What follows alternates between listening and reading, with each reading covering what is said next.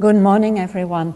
Today we're reading in Book 2, Canto 3, The Glory and the Fall of Life, starting on page 116.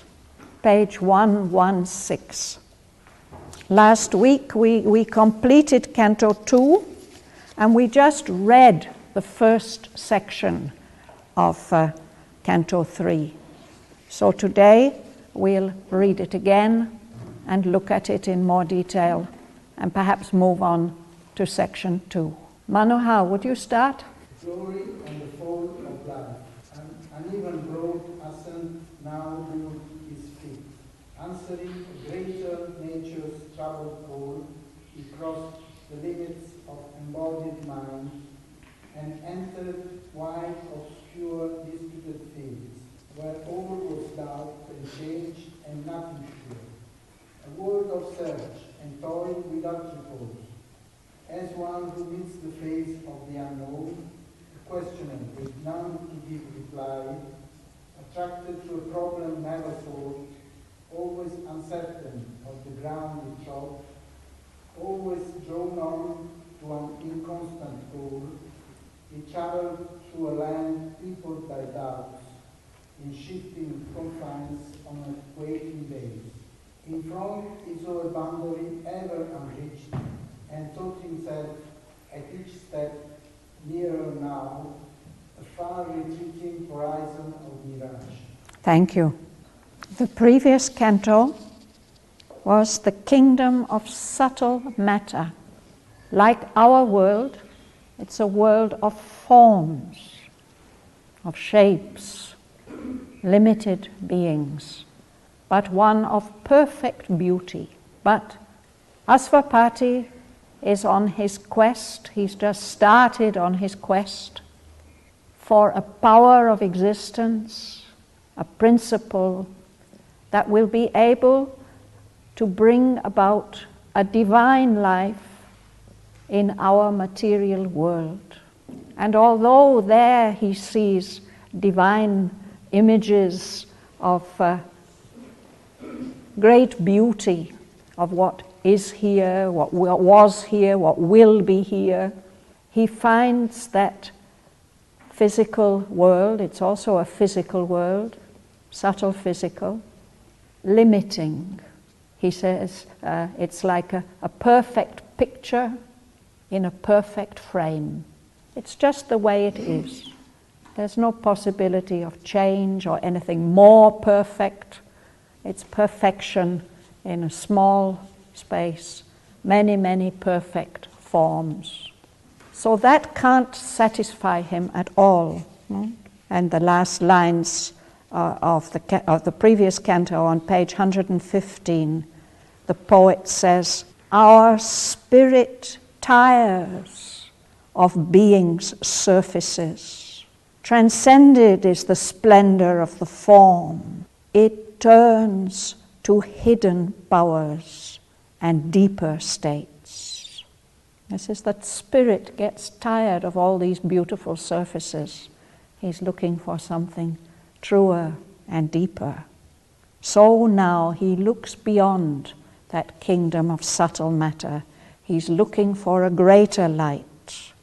And so Sri Aurobindo shows King Asvapati to us, leaving that beautiful world, that brilliant courtyard of the House of Days. He leaves that fine material paradise. His destiny lay beyond, in larger space. And the world that he moves into, well, first there's a transition. An uneven, broad ascent now lured his feet. He's moving beyond this subtle physical world, which is the closest in the world stair to our own. He's going up a step. He's responding to the troubled call of a greater nature, not just a purely physical nature, but one that is deeper and has greater possibilities. So he crosses the limits of embodied mind. He moves into a space which is more fluid and formless, where the forms are not so fixed, and entered wide, obscure, disputed fields. It's not clear who owns and rules and controls these spaces that he's moving into. There seems to be some disagreement, some conflict about what powers govern there. And in those wide, obscure, disputed fields, all was doubt and change and nothing sure. This is the unpredictability of life. And King Asvapati is himself a questioner. And in that world, he doesn't find anybody to give a reply. But he's very much attracted towards this problem that has never yet been solved. But as he moves forward, he's always unsure of his footing. It's quite dangerous, unstable ground. But still he's attracted onwards. But even the goal, even the end that he's trying to move towards is inconstant. It seems to be shifting and moving. So we see him traveling through a land peopled by doubts, by questions and uncertainties. Even the borders of that realm are shifting confines on a quaking base. It's like earthquake country or swamp where the ground is not stable. He can see a horizon, a boundary in front of him, but he never seems to be able to reach it. With each step, he thinks he's getting nearer and nearer to that boundary, but the horizon is retreating, a far retreating horizon of mirage. It may not really even exist. It may be just an illusory appearance. This is the approach to the vital world, away from the physical into a subtler state. The life worlds. Now we're embarking on the life worlds. There are 6 cantos, starting here with the glory and the fall of life. And then Sri Aurobindo shows us about the evolution of life in matter. And finally in Canto 8, end of Canto 8, King Asvapati does find a kind of solution. He found the mystic key to nature's change. And because of this realization that he has, he's projected into the paradise of the life gods, Canto 9. So these are the 6 cantos that deal with the life mind, the life worlds. And then he will move on to the mind worlds. There are also several levels of mind. Then the world of soul, and finally the kingdom of the greater knowledge. And there Sri Aurobindo shows us that Asvapati has actually reached the highest level of this manifestation. That's the end of Book 2. But he still hasn't found what he's searching for. So he will have to go yet further in Book 3. Yes? In line 15, again, there is this little black line. What does it mean? It's a dash. It's continuing the meaning. It means that this far retreating horizon of mirage, it describes the experience which is described in the previous 2 lines. In front he saw a boundary ever unreached and thought himself at each step nearer now. And that boundary, he comes to the conclusion that it's a mirage. So one could put colon, but sometimes we can put a dash. Shall we go on? Lela? And the agency was there that brooked no home, a journey of countless paths without a goal. nothing he found to satisfy his heart. A tireless wandering sought and could not cease. There, life is the manifest incalculable, a movement of unquiet seas, a long and venturous leap of spirit into space, a vexed disturbance in the eternal calm, an impulse and passion of the infinite. Thank you. There, he uses the word twice, no? A vagrancy was there, and then at the end, there, life is the manifest, incalculable. So where is he just now? I think that this is my interpretation, that he's in a kind of subtle representation of our life. Here, of course, we are in matter, and these things get expressed in material forms and experiences, but the subtle nature of the life that we know is like this, full of doubts and uncertainties and shifting goals and a far retreating horizon of mirage. So he says, in that realm, maybe we can think of it as a kind of transitional zone, there's a vagrancy which brooked no home. Here the word brook means to allow, to permit. There's a state of vagrancy. Vagrancy means not having a home, having to wander always because you have no permanent residence. In some countries it's a crime to be a vagrant and not to have a home.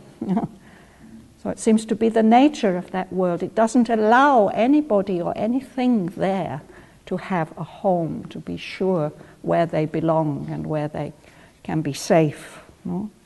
So he experiences it as a journey of countless paths, and it never comes to an end, no close. And Asvapati himself, on his search, he doesn't find anything that satisfies him. He has to go on and on with this journey. This is the nature of the ordinary life that we know. It's the manifest incalculable. We think that we have certain certainties, but life is always surprising us. No? Things don't work out the way we expect.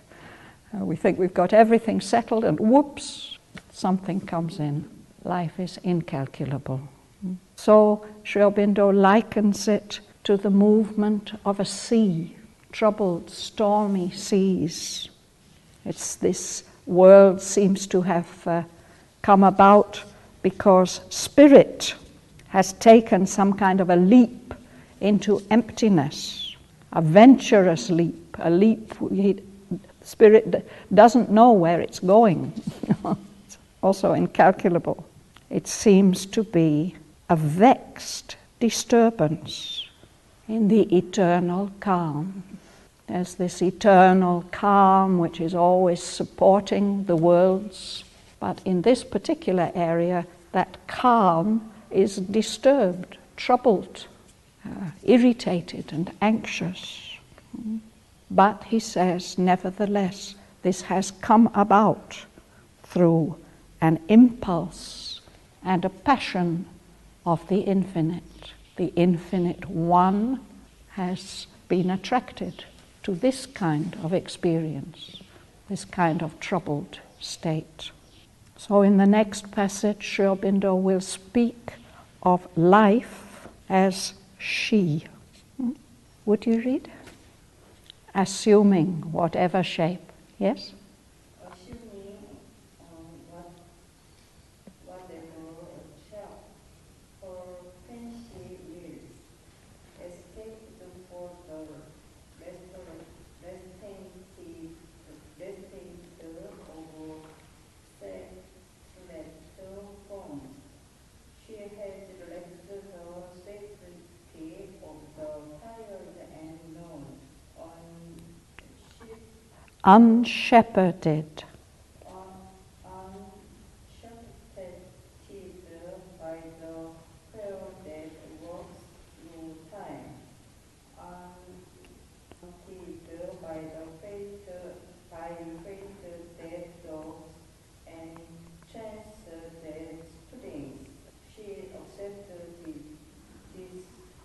Disaster. Disaster as a common risk, careless of sharpening, heed is less of sin and faith.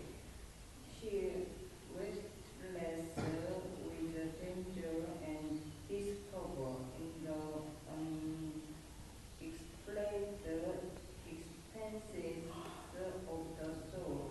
Thank you. So this is life. Life is not tied down to inhabit any particular forms. She can assume whatever shapes her fancy wills. She's escaped from the restraint of settled forms. In our world we have living forms. The life force inhabits them. When it's dissatisfied with the form, it moves on, new ones. And another characteristic of life is that she loves the unexpected and unpredictable. She's left behind the safety of the tried and known. Perhaps we here in this world of fixed forms, more or less fixed forms, he gives the image of a shepherd looking after his sheep. And he says that life doesn't have a shepherd, doesn't have a protector and a guide to prevent it falling off a cliff or eating the wrong thing or being attacked by lions.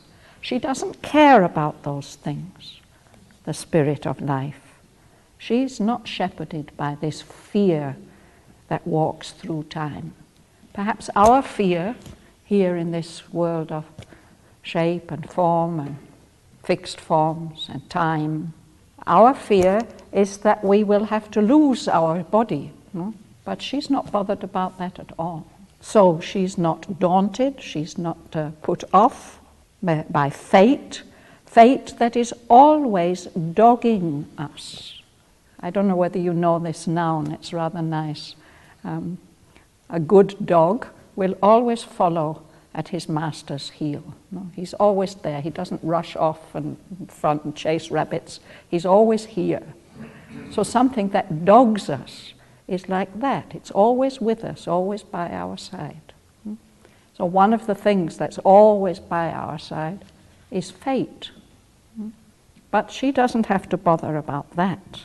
She doesn't have to bother about the chance happenings that leap out at you from nowhere. Such a striking characteristic of our life. You think you've got everything settled, and suddenly the computer crashes, and there's only 24 hours to fulfill the commitment, and so on. These things happen. Chance springs on us. Sometimes good chance, sometimes not so good. Life doesn't care much about that. She accepts disaster as a common risk. Of course it's like that, and it just makes the adventure more interesting. She's careless of suffering.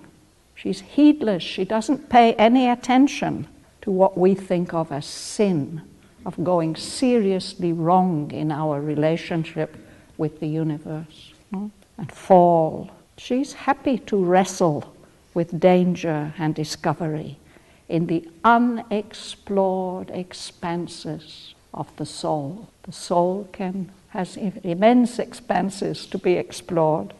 Life wants to explore them all. Sudhanya? To be seen only in long experiment, the hazard of a sitting ignorant force that tries all truth and finding none supreme, moves on unsatisfied, unsure of its aim, has sought some inner mind, so life was said. From thought to thought she passed, from face to face, tortured by her own faults, proud and blessed, now master of herself, now toil and slave. A huge inconsequence was her action's law, as if all possibility must be drained, and anguish and griefs were Thank you. Anybody would like to ask anything about this passage? Yes, sir. From this, I understand life has got its own fancy and it's free and want to explore even the soul's thing. Yes. But does the soul has got a say on the life, or life is independent of the soul? Here in this world, I think, it's as if the soul is in the background. This is where the life expresses itself, its own impulses. In our life, everything is connected. So the soul does have some influence. It doesn't always exercise its influence very much. We will read later on, Sri Aurobindo expresses how, or we have read in Canto 4, how the soul just stands back and lets nature do what it wants, even in our state, until a certain degree of development has been reached, and then the soul can step forward and take charge. But here, one by one, he's showing us these different, more or less independent planes of existence. And we said last week that these are not evolutionary planes. They are states of being. So it's very difficult for us to imagine worlds in which there is no impulse for progress. What is typical of this life world is the impulse for change, for constant change and variety. And we will later see that there is a kind of, when he comes to the evolution of life in matter, that there is something pushing from behind consciousness. But that's not his theme here. Why should the soul hold back? I saw it beautifully expressed a couple of days ago, but now I can't remember exactly the formulation. But I think he says the soul holds back to allow the nature to explore the whole universe and all its possibilities. Something like that. He's created this amazing universe, not only this material world, but all the subtle worlds as well. And the nature is given the freedom to explore all that, perhaps like we would have with a young child, you know. We don't tell it, you've got to do this and learn that and do the other. We tend to leave it free to explore and find out for itself. Something like that, perhaps. And in this here also dynamic journey and the dynamic creation, through this freedom to explore always new fields. But it's not like the mind. The mind is interested in progress, in improvement. Life doesn't care about that. Life just wants change, fun, delight, enjoyment, and all different kinds, things that we might not think as enjoyable at all. After death, the soul also travels to some of these planes? It travels through them. No, our soul. Yes, our individual soul. Yes. Before the next birth. Yes. And in a way, what is described here in Asvapati's journey, it might correspond to those realms of experience that our individual being might have after leaving the body. Probably we won't have all of them in such clarity and variety as King Asvapati has, because Sri Aurobindo is trying to show us the whole range of possibilities. No? But that's what we will see, the whole range of possibilities, until in Canto 14 we come to the world of soul.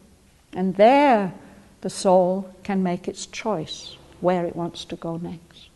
And of course, I think it is Asvapati's, we can say his central being, that is choosing to make this journey. And it's the choices of his central being that lead him from one level to another. Not only up, but also down for this incredible exploration. But for life, just being, just existing, is an unlimited experiment, a bit like our experiments in Oroville, where we are more interested in the experiment than in the findings and the results and the achievements. No? And this huge experiment is done by hazard, by chance, in a random way, by this seeking, ignorant force, our life being. And that seeking, ignorant life force tries all truths, tests everything, and doesn't find any supreme, convincing truth. So it moves on, unsatisfied, without knowing really where it's going, unsure of its end. And yet there is some kind of guidance.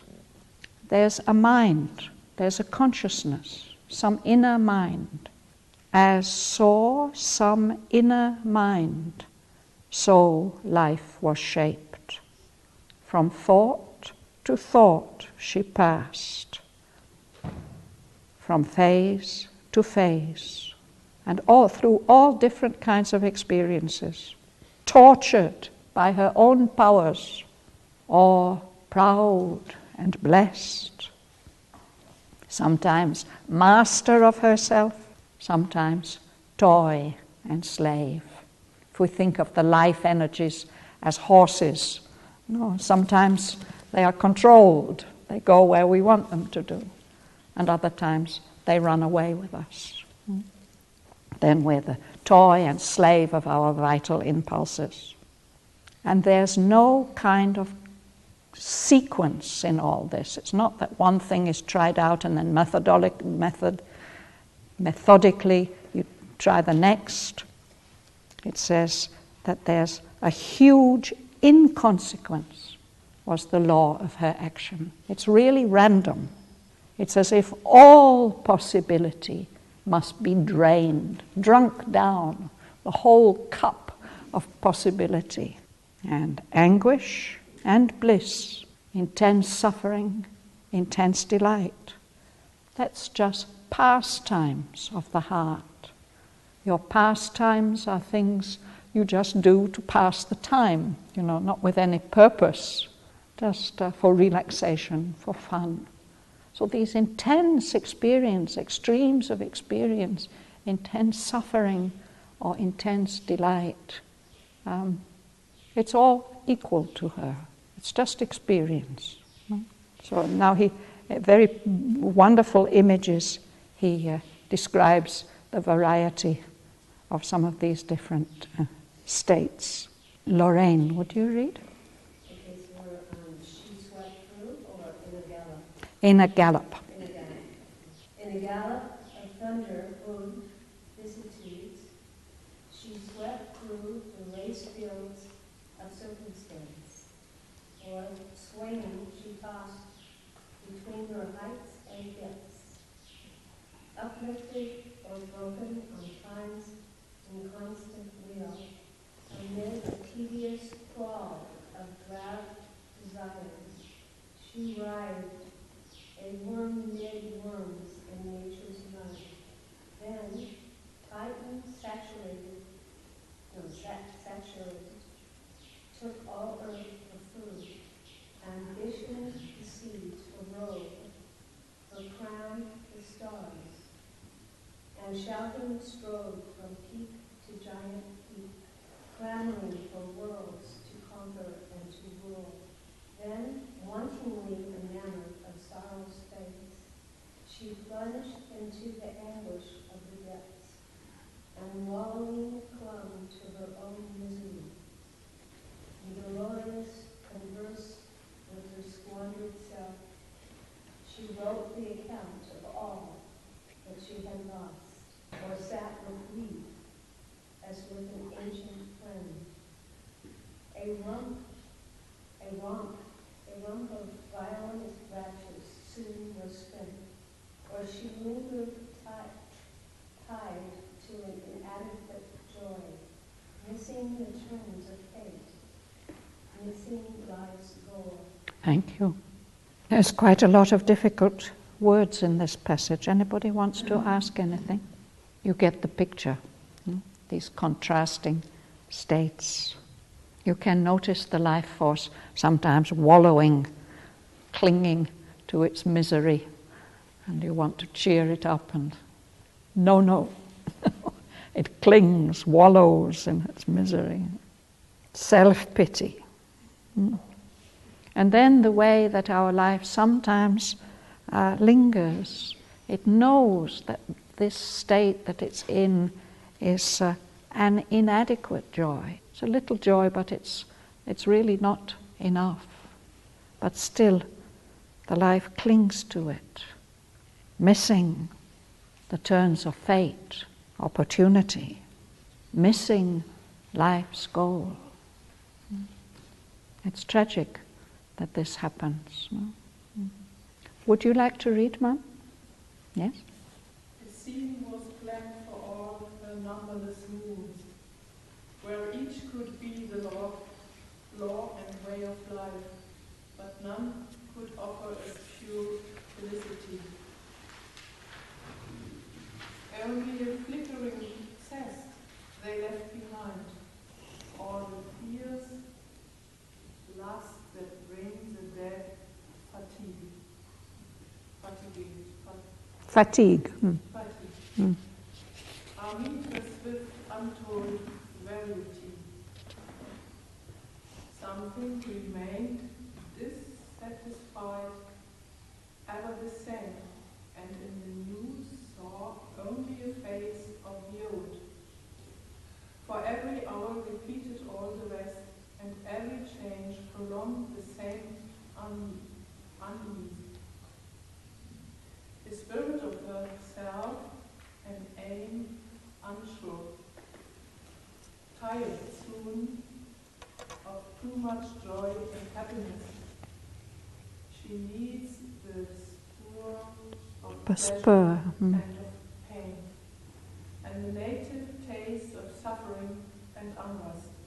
She strains for an end that never can she win. A perverse savor hounds her thirsting lips for the grief she weeps, which came from her own choice, for the pleasure yearns that rake with wrongs wounds her breast. Aspiring to heaven, she turns her steps towards hell. Chance she has chosen and danger for playfellows. Fate's dreadful swing she has taken for cradle and seat. Yet pure and bright from the timeless was her birth. A lost word rapture lingers in her eyes. Her moods are phases of the infinite. Beauty and happiness are her native right, and endless bliss in her eternal home. I think we can recognize this spirit, this spirit of life.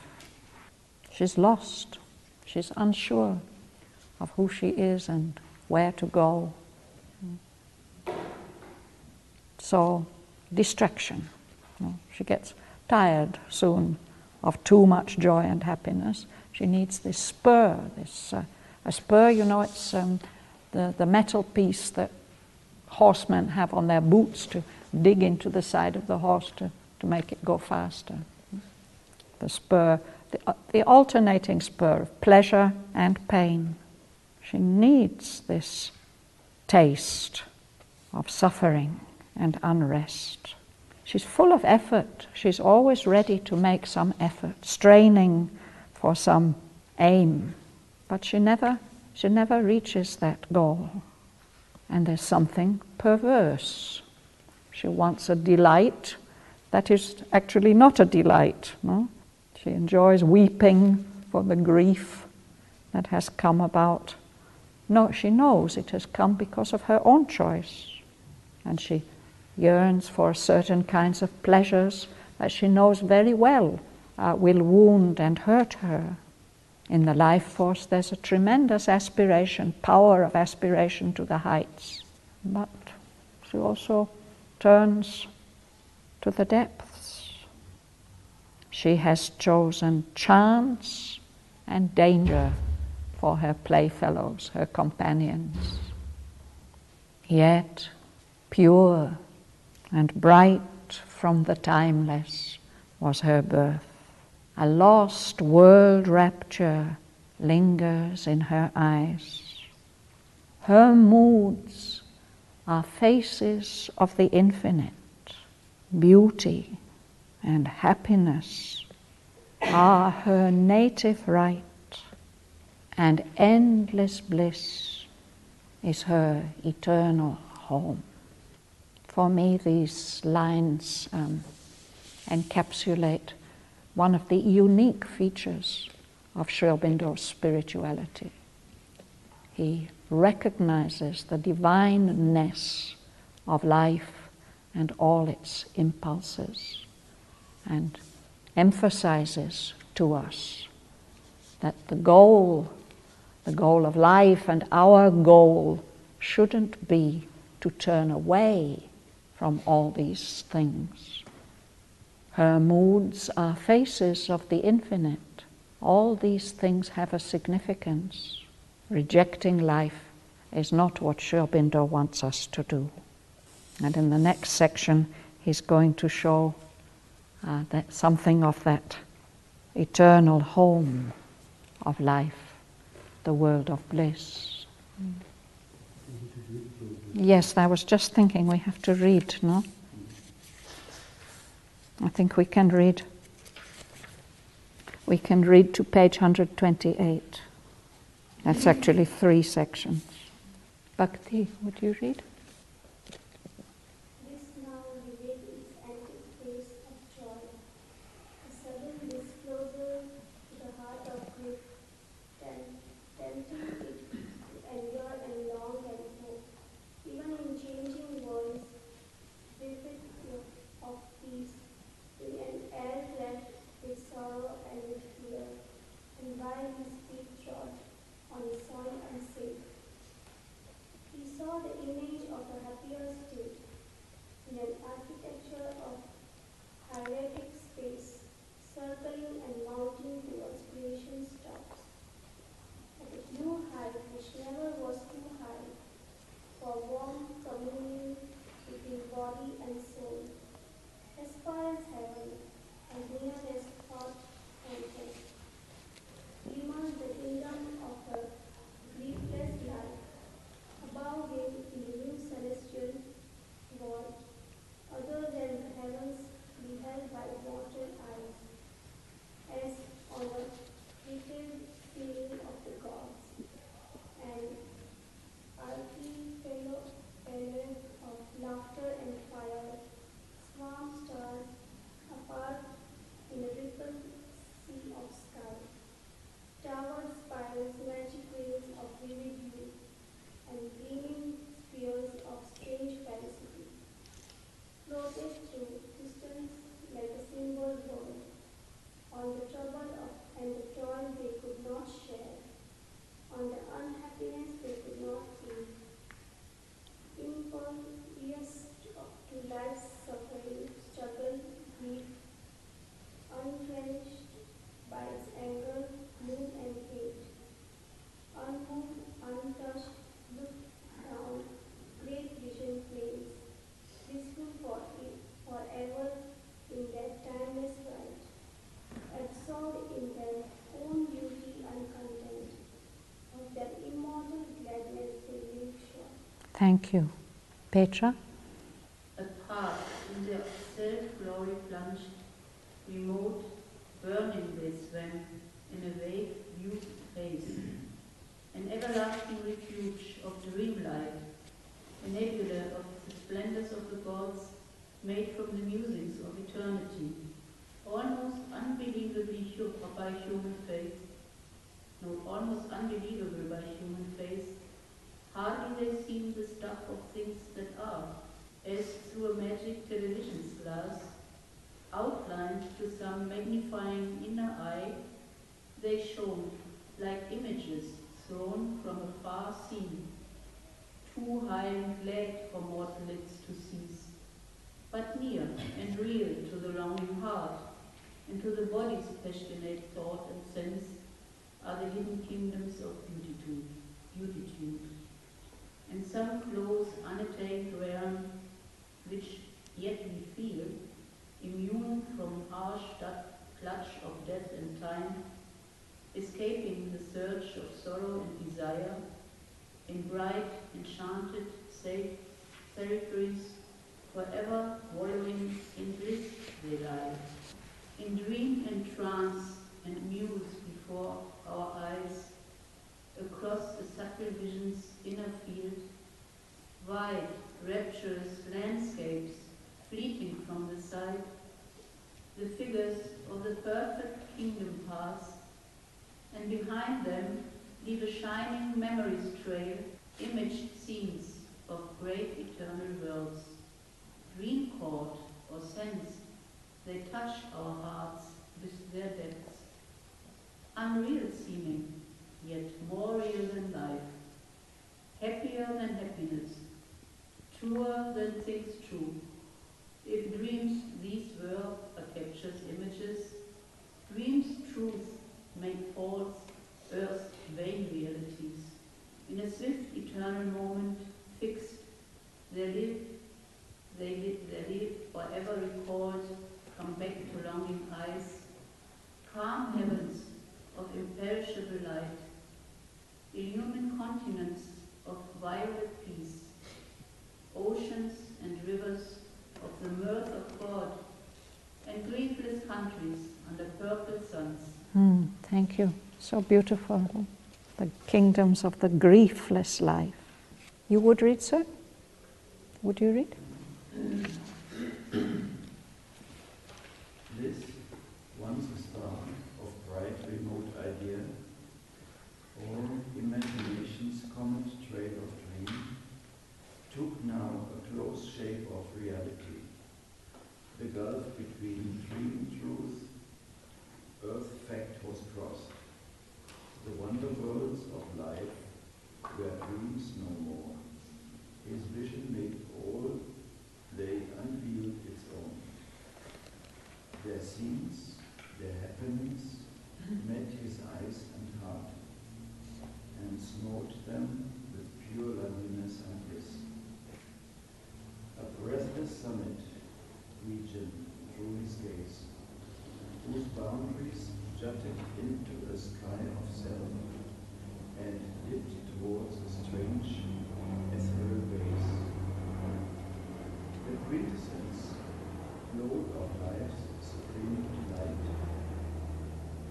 On a spiritual and mysterious peak, only a myriad's high transfiguring line divided life from the formless infinite and sheltered time against eternity.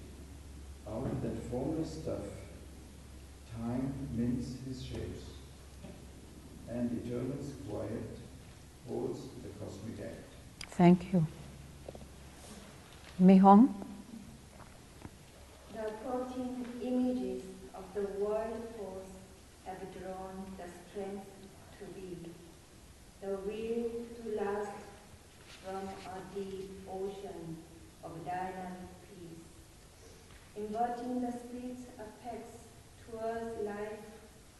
She spent the plastic liberties of the one to cast in act the dreams of her caprice. His wisdom's call steadies her careless feet. He props her dance upon her rigid face, his timeless still immutability. Must standardize her creation's miracle. Out of the boy's unseen energies, inventing the scene of a concrete universe, by his thought, she has fixed its paces. In its blind act, she sees by flashes of his all-knowing light. At her will, the inscrutable supermind leans down to guide her course. The feelings but cannot know. Its breath of power controls her restless seas, and life obeys the governing idea. at a will, led by a luminous immanence, the hazardous, experimenting mind pushes his way through obscure passages, mid-chance formations of an unknowing world. Our human ignorance moves towards the truth. Conditions may become omniscient, transmitted instincts, shaped to divine thoughts, those past infallible immortal sight, and nature climb towards God's identity. Thank you.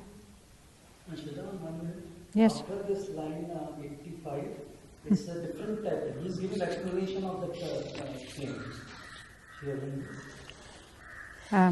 After line 90, then even 86, from 86 onward, yes, he's giving the background of that. at the source, the origin of life. Pure and bright from the timeless was her birth. Life has been born from the Supreme, pure and bright, without any perversity or ignorance or anything. The rest of the paragraph is just following that line of thinking. Then when we come to the new paragraph, the new section, Asvapati sees that eternal home of bliss. That is what is described in the next section, or just evoked in the next section. Part of that plane, which was all uncertainty. Yes, we can see different steps, no? There's the life as it is in our experience, and there's the griefless home of life. And we'll see that King Asvapati is able to, his sight, he's able to see and know about that world, but he can't enter it. Why can't he enter it? And then Sri Aurobindo explains why. And then he gives us the wonderful picture of the life principle involving itself in matter, in response to a kind of aspiration in matter. Poof, down she comes, this goddess, hoping to fill a fair new world with joy. The idea of a world of living matter. But the trouble is that matter isn't able to express this life principle. It just gets swallowed up. She becomes a prisoner in matter. And from that, she has to evolve. Life has to evolve in matter. From the smallest, minutest, most primitive little life movements, he follows all this. He says, if we look at that stage, we really wonder what's the use of this, this life, all these swarming tiny viruses and bacteria and amoebas and whatever it is. But then he says, Sri Aurobindo, Asvapati has a spiritual view, and he sees that it's not useless. It's a very necessary step towards the emergence of consciousness in matter. And he describes that step by step. First the plant emergence, then the animal creation, and finally the beginning of some emergence of mind. That all comes in Canto 4. It's one of the longer cantos, and it's a very, very interesting one. A step-by-step emergence from the subtle point of view, not exactly from the biologist's point of view, but it corresponds to if the biologists would read it and understand, I think many of the puzzles that they have about the emergence of life would be solved. Because Sri Aurobindo is always looking below the surface and showing that things are not happening on the surface. What appears on the surface is a result of deep inner movements and an intention, Where were we, Naren? Where did you stop me?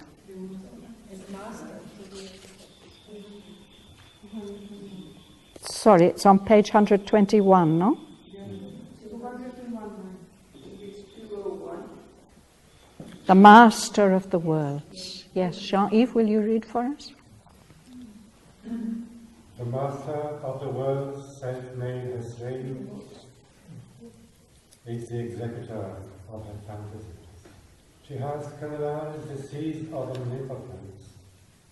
She has limited by her laws the illimitable. Can I just interrupt for a moment? Sorry, Jean-Yves. I feel I have to explain the difference between the world force and the life spirit. Here in this page, he's talking about the supreme conscious force, which is the mother of the worlds. And the life spirit is one of her expressions. But in this page, which we're reading now, 121, he's really speaking about the world force, the universal mother, and her work, and what is her connection with the Lord. He allows her to do her work. He's collaborating and supporting all that. Sorry, Jean, please continue. He labors at the tasks her ignorance sets, hidden in the cave of our mortality, the worlds, the forms her goddess fancy makes, have lost their origin on unseen paths, even severed, straying from their timeless source, even deformed, obscure, accursed and fallen, since even form has its perverted joy, and nothing leaves out that serves delight. These too can to the peaks revert, or here cut out the sentence of the Spirit's fall, recover their forfeited divinity. At once caught in an eternal vision sweet, he saw her pride and splendor of high-born thrones, and her regions crouching in the nether deeps. Above was a monarchy of her fallen self, beneath was the gloomy trance of the abyss, an opposite pole of dim antipodes. They were vast of the glory of life's absolutes, all locked in a safe immortality and an eternal childhood of the soul, before darkness came and pain and grief were born, where all could dare to be themselves and one, and wisdom played in sinless innocence, with naked freedom in truth's happy sun. Thank you, Naren. There were words of laughter and dreadful agony. There were feelings of a taste of toil and strife and tears. Her head lay on the breast of amorous death. Sleep imitated a wild extinction's peace. The light of God she has parted from his dark to test the savor of bare opposites. Her mingling here on earth. Here on mingling in man's heart, their tones and hues, their woven his being's mutable design.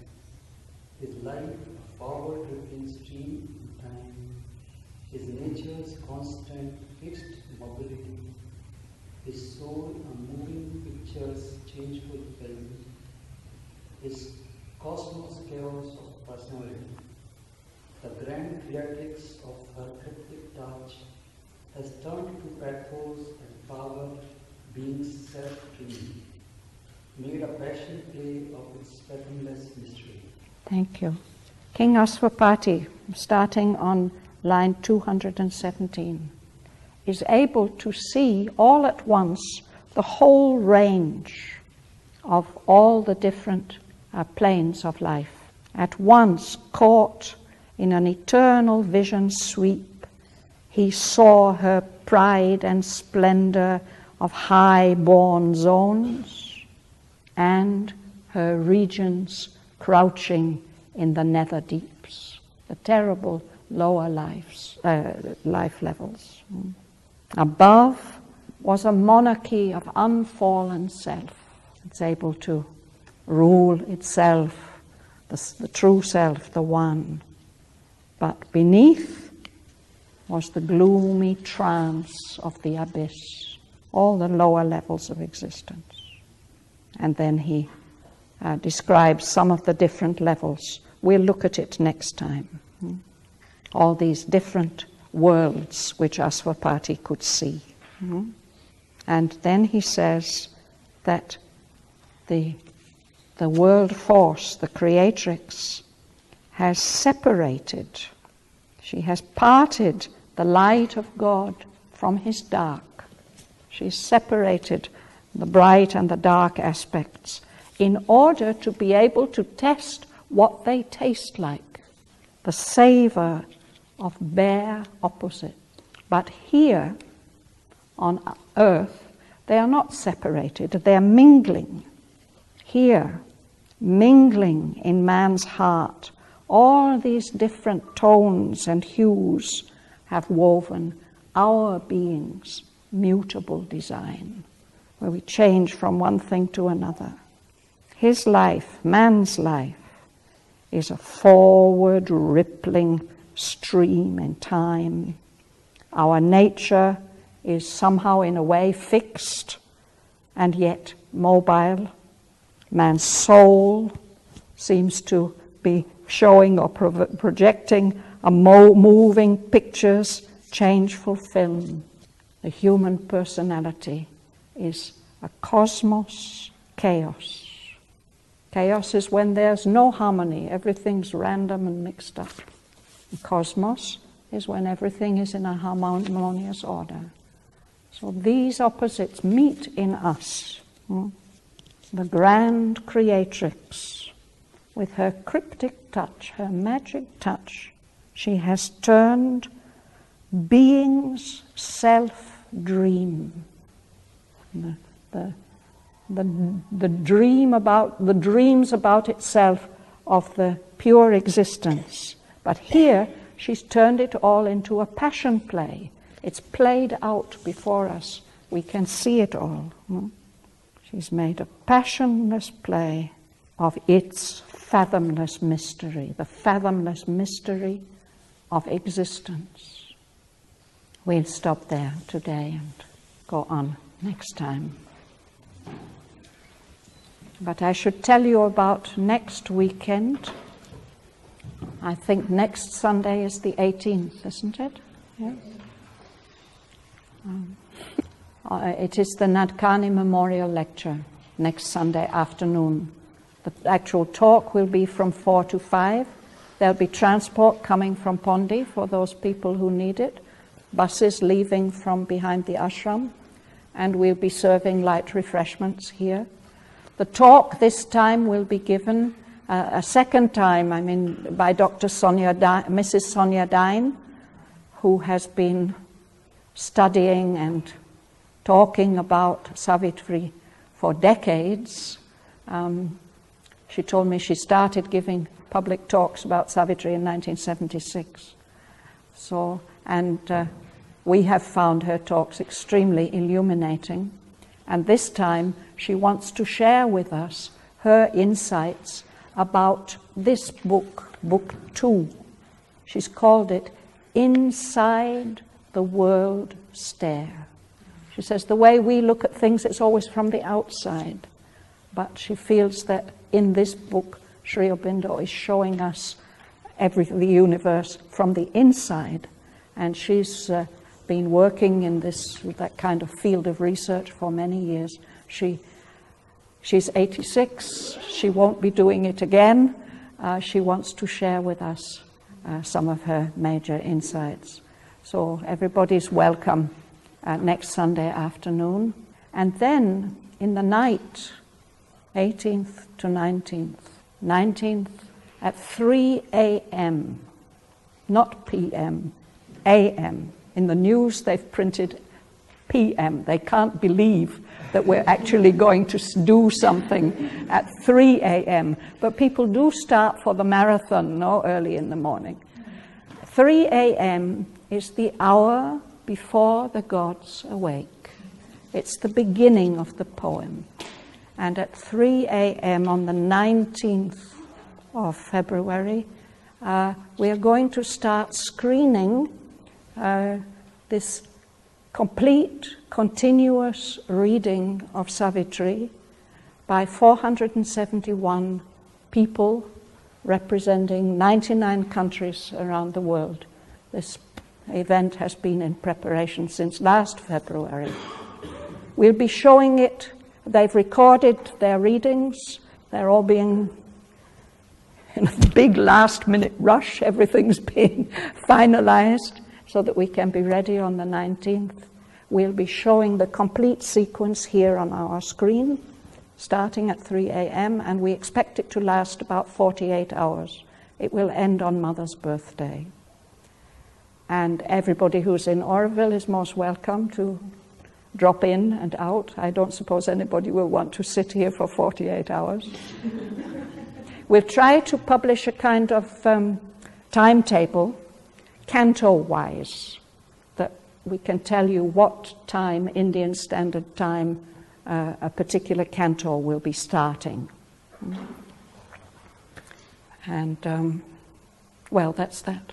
But it will also be made available. There will be a link to the internet which will be activated from 3 a.m. on 1902, so that our readers, wherever they are in the world, will be able to watch it. And that will be a kind of permanent link. It won't just all be over on 21st.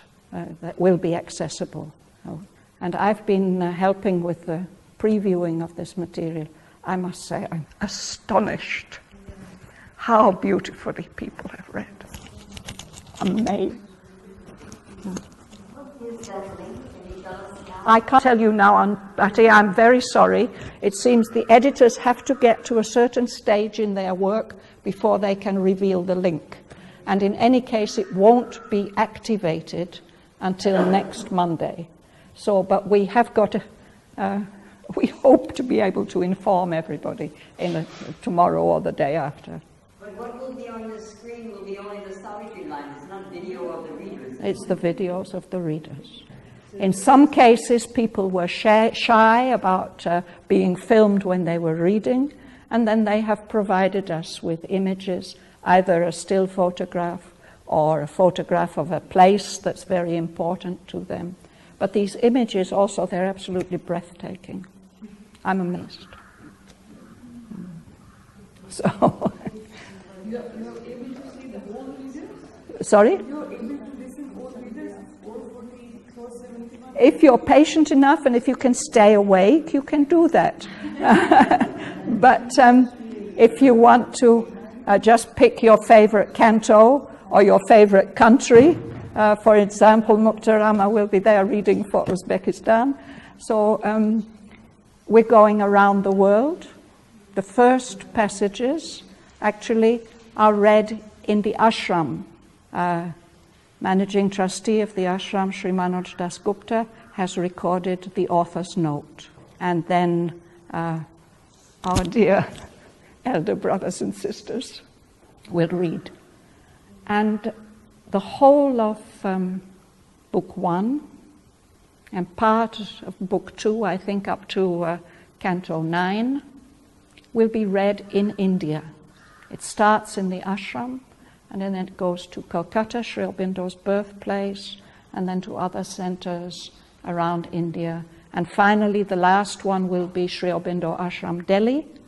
And from there, it moves to Kathmandu, where there's a wonderful reading from Sri Ramachandra. He was here a couple of months ago and took our breaths away with his reading. Yeah. And then it moves into Central and West Asia.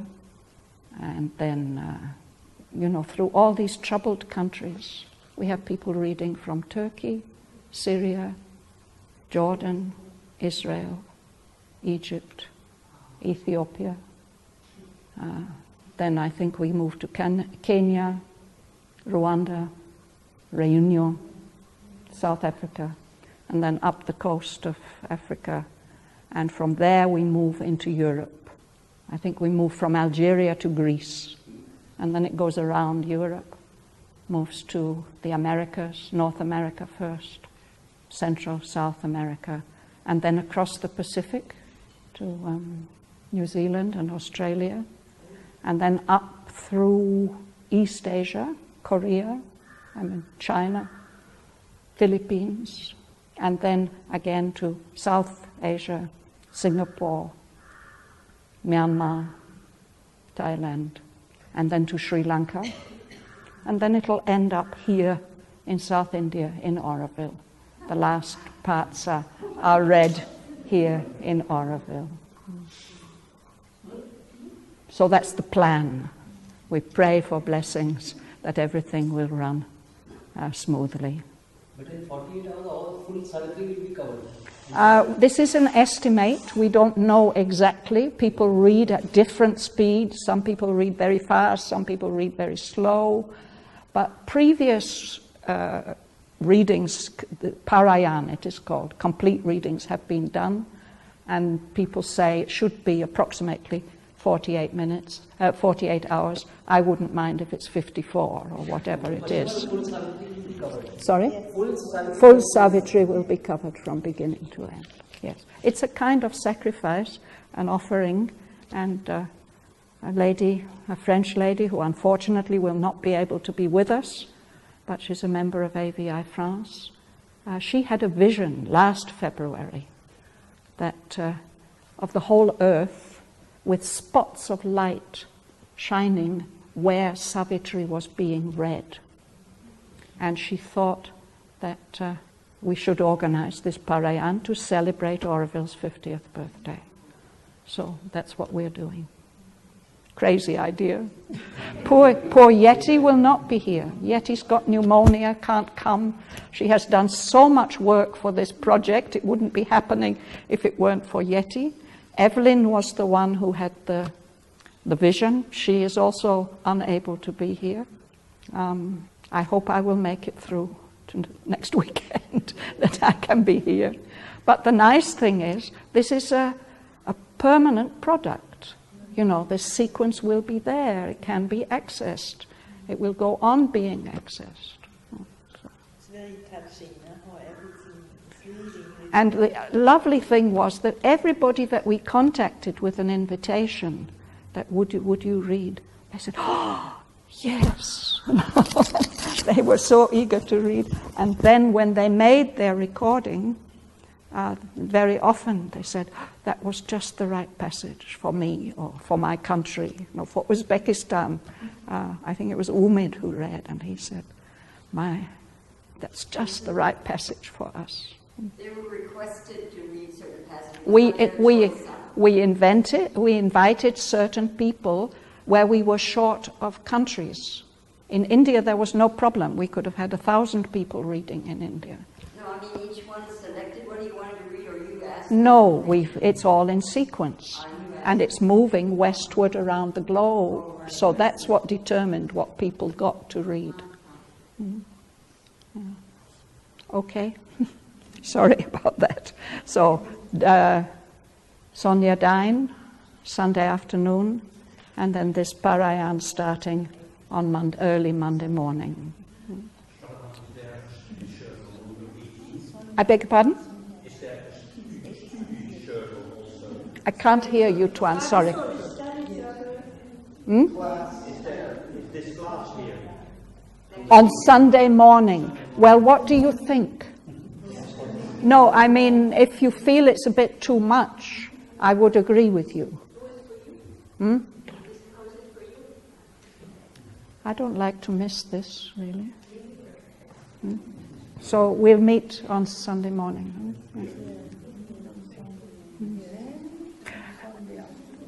We will need a certain amount of help with the projector. The projector's going to have to run continuously for we don't know how long. So we have arranged to rent a backup projector, and we will need nurses for the projectors going through the sequence. So if anybody likes to volunteer for that, we don't want to break down in the middle. Or you can just, you'll get the link, we'll publicize the link, I hope in the next couple of days, and then you can just sit at home and watch it. on your screen or your TV or whatever you use. Praying for blessings. Yes? Is somebody filming it? Sorry? Is somebody filming You're recording the event. No, I mean the whole event. Coming in, take some shots. If you take it up, Doris, that'll be wonderful. But I've had to arrange so many things. I didn't arrange this. Nobody was there to volunteer? So far not, no. Okay, I try. Yeah. Or you can suggest somebody. Yes. Yes. And we do have some extra clips that we, that have not been, because duplications happened here and there. So that could go into a kind of making of. We talk about it, but first I'm popping in and out and see what I can get. Yes, right. And then we talk about it. Anyway, I'm truly not expecting anybody to sit here for the whole thing from beginning to end. And that's why we want to publish this timetable, so you can choose, at least roughly, which canto you want to hear and which country you want to see represented. Thanks to Sri Aurobindo. In life,